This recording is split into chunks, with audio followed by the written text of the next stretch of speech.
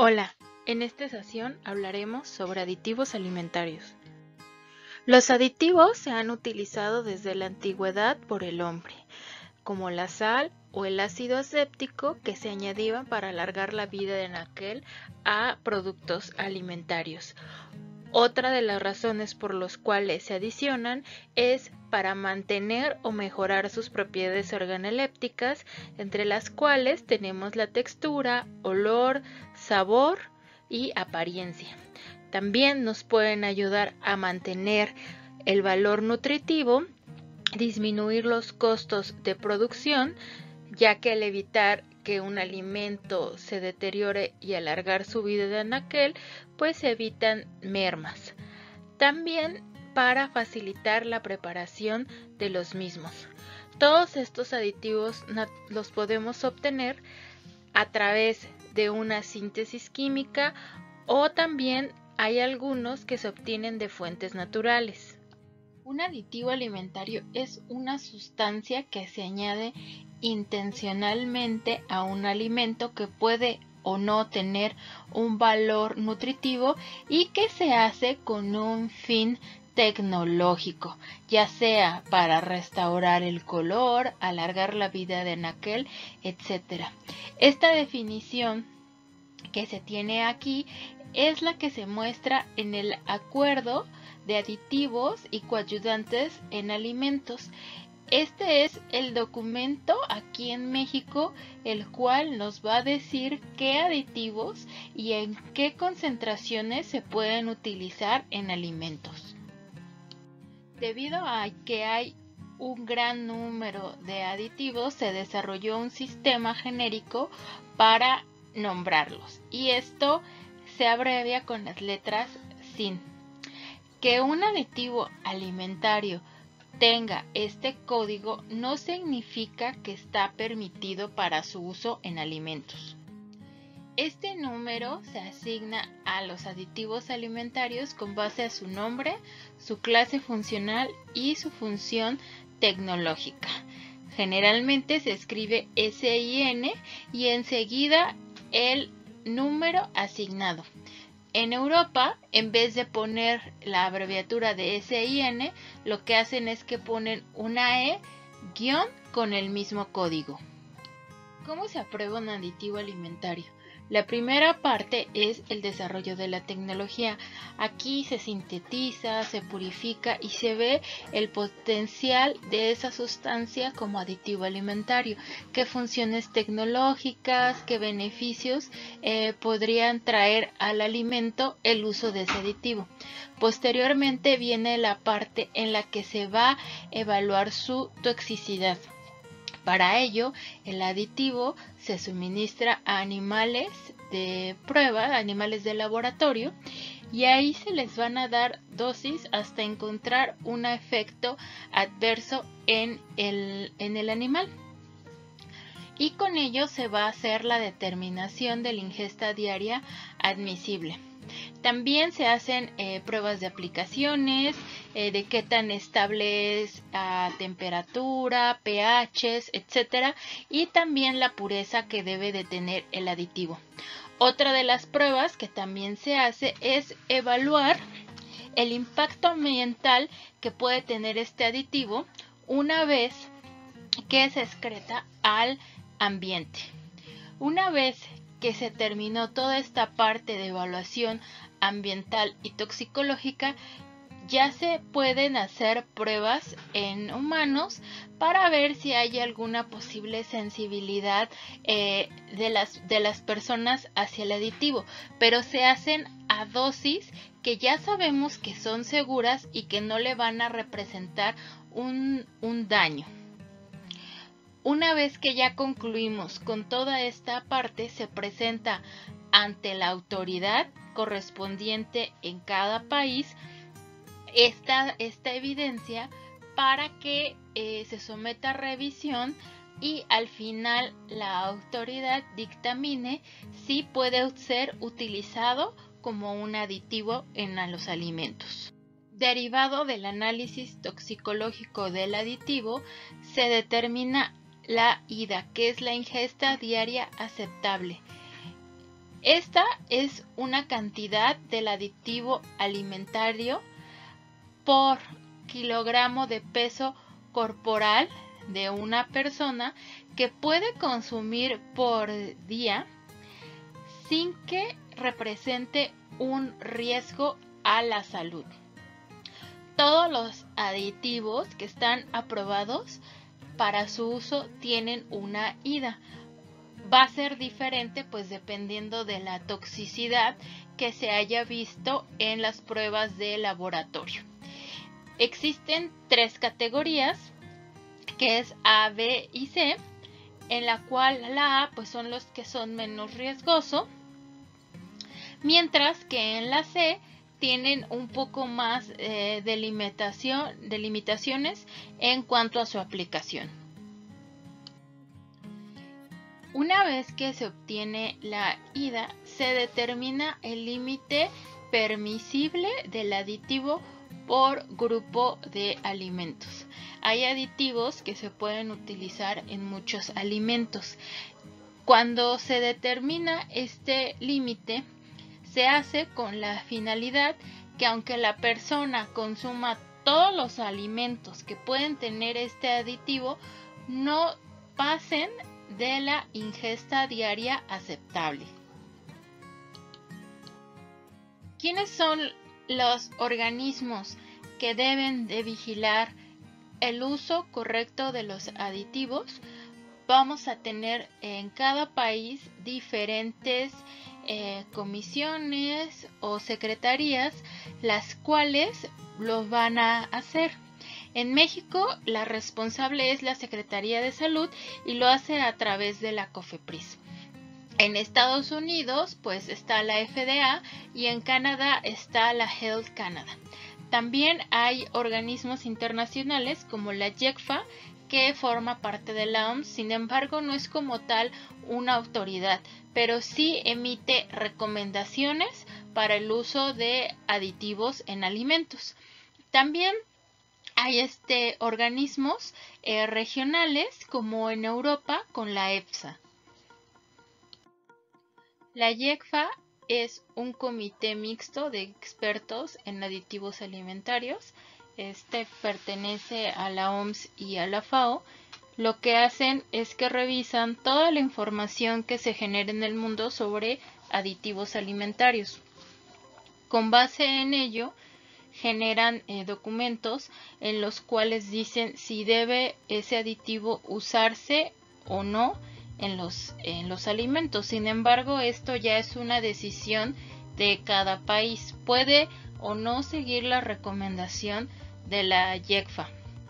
Actualmente también analizan, aparte de la inocuidad de los aditivos alimentarios, evalúan también la presencia de algunos contaminantes que pueden estar de manera natural en los alimentos o algún residuo de medicamentos veterinarios. Con base en la legislación mexicana, podemos encontrar cómo es que podemos utilizar el uso de aditivos en alimentos. En la Ley General de Salud, ahí viene mencionado que pueden hacerse uso de aditivos siempre y cuando pues se ajusten a la normativa del país. En el reglamento ya se nos mencionan ciertos lineamientos que deben de cumplir, así como algunos que no está permitido su uso en México. En algunas normas oficiales también se pueden encontrar los límites y qué aditivos se pueden utilizar en ciertos productos. El documento que tiene básicamente toda la información en cuanto a qué aditivos están permitidos y las cantidades en las cuales está permitido su uso es en el acuerdo. Ahí se puede revisar en la página de la Secretaría de Salud y es un documento el cual se está actualizando constantemente, ya que es continuo que se someten a revisión aditivos alimentarios y pues se van aprobando y se van anexando a este acuerdo. La normatividad mexicana prohíbe el uso de aditivos para ocultar, encubrir, disimular, alterar o enmascarar defectos de algún alimento. También se prohíbe su uso para reemplazar ingredientes que induzcan error o engaño sobre la verdadera composición del alimento. También la legislación nos marca que los aditivos se deben de utilizar en las dosis en las cuales se obtiene la función tecnológica y no se deben de exceder los límites permitidos. Deben estar libres de descomposición, putrefacción y sustancias o alteraciones que no los hagan inocuos para el consumidor. Tanto en normas como en acuerdos queda definido el límite máximo al cual se pueden utilizar los aditivos y la recomendación es que se utilicen en las cantidades mínimas a las cuales se tiene la función tecnológica. Hay algunos aditivos que pueden presentar cierta hipersensibilidad a las personas y deben de ostentar leyendas de advertencia en los alimentos que los contengan. Por ejemplo, los sulfitos o también para el amarillo 5 la tartrazina, a la cual hay niños que pueden ser sensibles a este colorante. También la legislación nos dice que los aditivos deben de ser inocuos a los niveles de uso, deben de tener una función tecnológica y no deben emplearse para cubrir defectos o alteraciones en los alimentos, que se obtengan un efecto con solo utilizar las cantidades a las cuales está permitido y que haya un método analítico que controle su uso. En México, los aditivos que no aparecen en el acuerdo de aditivos y coadyuvantes alimentarios, pues no está permitido su uso en alimentos. También tenemos algunos colorantes que están prohibidos, como sudanes y algunas tonalidades rojas. Y si se llega a presentar evidencia científica de que un aditivo no es inocuo a los niveles de uso, la COFEPRIS aplicará las medidas para que ya se deje de usar o se modifique los niveles de uso del aditivo. En el acuerdo que existe aquí en México es el documento de referencia en el cual podemos saber el uso de aditivos que están permitidos, así como los niveles permisibles. Dentro del acuerdo, dependiendo del aditivo, se clasifican con base a su clase funcional y una IDA, aditivos con diversas clases funcionales, colorantes con una IDA establecida, colorantes que se pueden utilizar bajo BPFs, sustancias purificadas para masticar, enzimas, edulcorantes con una IDA, edulcorantes que se usan base BPF, aditivos para fórmulas para lactantes, coadyuvantes de elaboración y saborizantes. Como ya lo mencionamos antes, el límite permisible se establece para asegurar que las personas que lleguen a consumir alimentos con ese aditivo no sobrepasen la IDA. Este límite permisible pues lo determina cada país con base a la evidencia que se presenta también como estudios físico-químicos, pero también entran fines culturales, económicos y políticos. Aquí tenemos un ejemplo de cómo aparecen en el acuerdo aditivos que tienen un límite permisible. Comienza con el nombre, en este caso es el butil hidroxianisol. Abajo vienen los sinónimos, otros nombres por los cuales se conoce el aditivo, como BHA. Viene el número de identificación, que es el SIN 320, y la función tecnológica. En este caso es un antioxidante. Abajo viene la categoría, el tipo de alimento y el límite. Aquí tenemos que en la crema vegetal deshidratada se permite el límite máximo para este antioxidante es de 100 miligramos por kilogramo.